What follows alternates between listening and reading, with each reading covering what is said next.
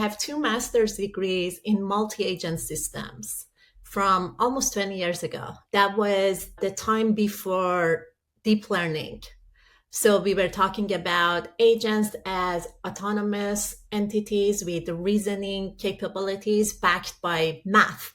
I took a lot of psychology classes just to understand what makes people feel accomplished when they interact with AI systems and how I can be the glue that connects those AI systems to people.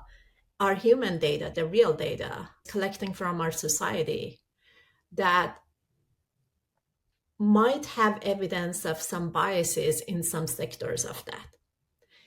Now, before that data is passed to these models, we have a chance to mitigate those and solve those biases that we've been carrying forward for years. It's our responsibility to make sure that we do everything in our power to clean the data before it's exposed. There is less attention to the problems and how technology can solve it versus AI is here, we want it, whoever gets it, it solves their problems and they move on. I think this is the biggest misconception.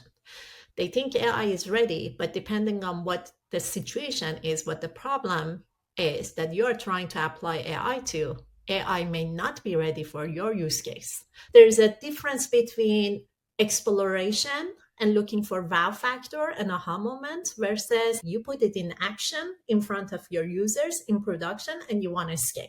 So that's the second misconception, that they just feel like, oh, out of the box, they grab AI, they apply it, they're good.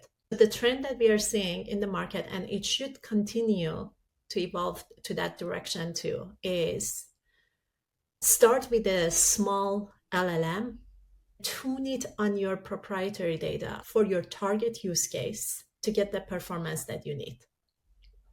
The second one is observability.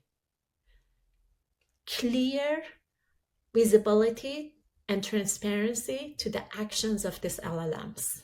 You need to be comfortable with the risks associated with these models. The models hallucinate. Over time, the market collectively is working to minimize those, but still the models hallucinate.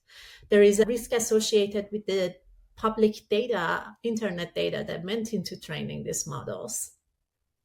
The guardrails that you need to put in place to ensuring a responsible implementation of AI that we talked about. Like from the design time, you need to pay attention to all of these.